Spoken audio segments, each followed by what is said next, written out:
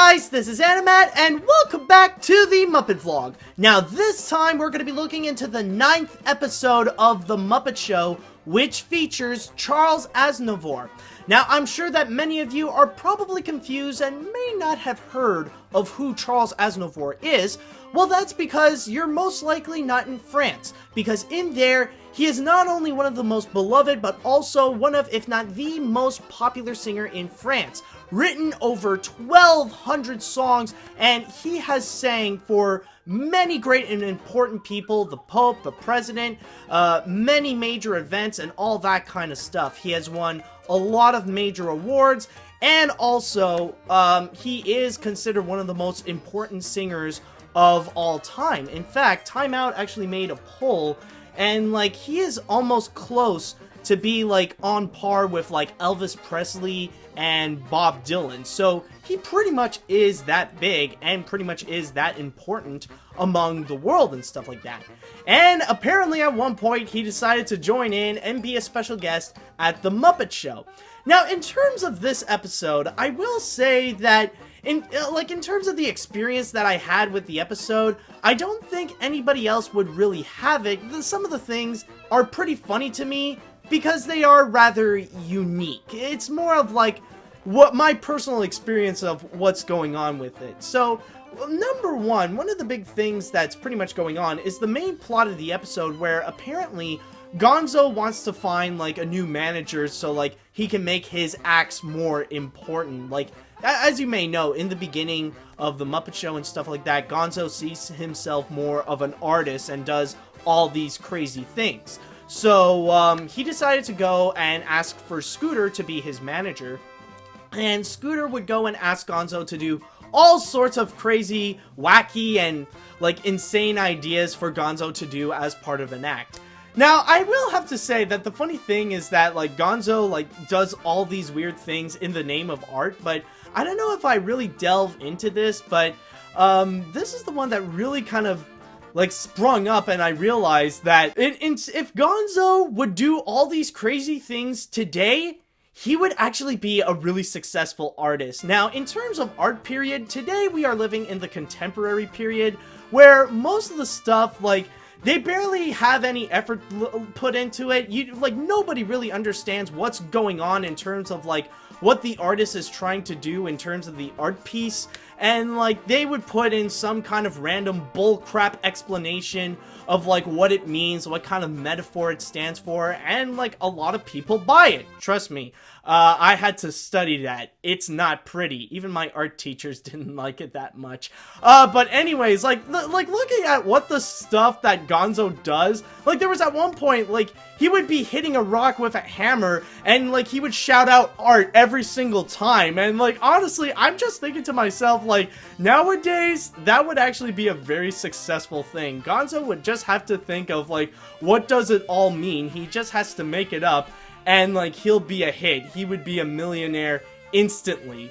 So that's my personal reason why I think it would be funny. But outside of that, like a lot of people would pass that off as like kind of you know, kind of decent, wacky humor.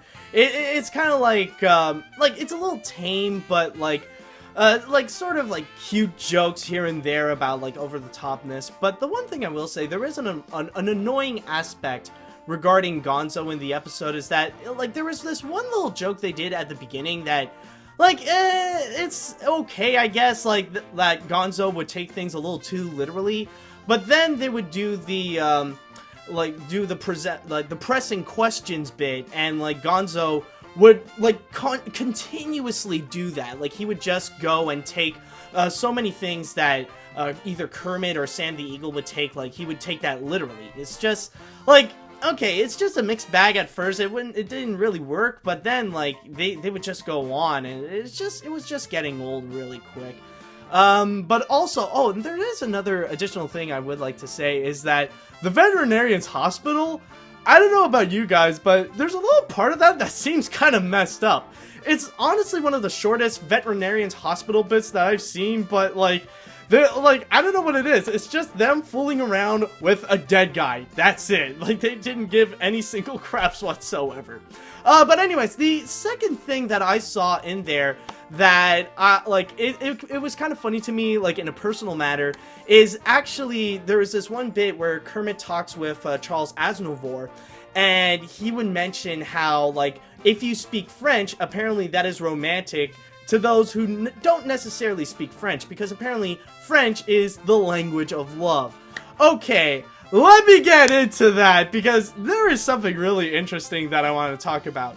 Now, I'm not going to say that he's wrong. I'm not going to say that at all. Like, I can understand that a lot of people would find French being romantic, considering, like, Paris and all that kind of stuff.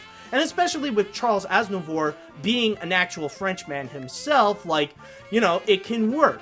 But the thing is that I'm from Montreal, and the best way to put that is that Canadian French is like hillbilly French. There are actually so many similarities between like the English hick hillbilly that you would normally find in the South, and like some in like some you would find in like either Gaspé or Repentigny in Quebec. It's like they're both very similar, and trust me, like Quebec French or like French Canadian French, it's not as beautiful as it sounds. It doesn't, you know, like in French, like, oh, bonjour, madame, comment ça va? And then, like, you got, like, in Canada, you'd hear, hey, la petite femme, comment ça va, toi? Hey, ça va bien? Ah, calice, mon esti.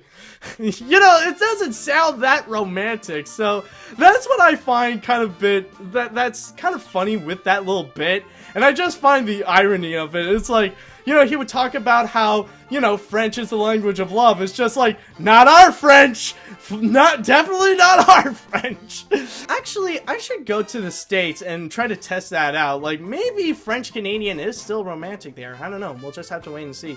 But anyways, with the overall episode, yeah, as I previously stated with the whole bit with Gonzo and stuff like that, it's just like, it's not all that great, honestly. It's like, it's cute, it does have its, you know, it's nice little moments, like with Veterinarian's Hospital, or Fozzie Bear doing his comedy act versus Statler and Waldorf and stuff like that. It does have its cute moments, but the overall concept, like, sure, I have a few personal experience and like a few personal thoughts regarding like some of the other stuff that did help me enjoy this episode, but I don't know how it would gel with other people. Like, they would see this as kind of like your generic Muppet Show episode that just seems kid-friendly, nothing too out of the ordinary in terms of the standards of the Muppets. I will admit that there are a few good bits that did come out of it. Like, you do get like a perfect Muppet bit with I Feel Pretty, where like there's this woman who pretty much takes out every piece of herself in order to become like this monster and stuff like that. Like, this is a good definitive Muppet sketch. Like, that is definitely a moment where it really stands out as like a Muppet Show bit. And the weirdest thing that I will say, this is something that I find a bit unusual with this episode, is that they barely used Charles Aznavour whatsoever. They highly disregarded the special guest star. It's like somehow the episode, it stands alone in itself, and then they realize, oh yeah, there's a little bit of a special guest star in there. In fact, I can only count 3 moments in which Charles Aznavour was in. He was there for like a few seconds just to do a little French bread joke, and then there was the skit that regarding, you know, the French is the language of love and stuff like that. And then finally, there was the ending bit where he would sing Inchworm. And that definitely was a highlight episode because, like, you know, it's more calm, it's definitely nice, and, you know, it's an overall pleasant bit, and it's definitely one of the highlights, or if not the highlight of this episode. It definitely was a really nice bit, but still, I find it unusual that they never really used much of Charles Aznavour. Like, I was expecting, like, since he is a singer, I thought he would have, like, 2 singing bits or stuff like that, but I don't know, I just find it really weird. But yeah, I would say that overall, it's rather strange, not necessarily the best, and I guess it would depending if I would recommend it to someone, I don't know. It's just like, maybe they'll find it cute, maybe they won't really like it, but it's not really one of the best episodes of The Muppet Show. But anyways, that's pretty much it, so I just want to say thank you guys so much for watching, and maybe things will definitely pick up for the next episode, so until next time, see you later, dudes!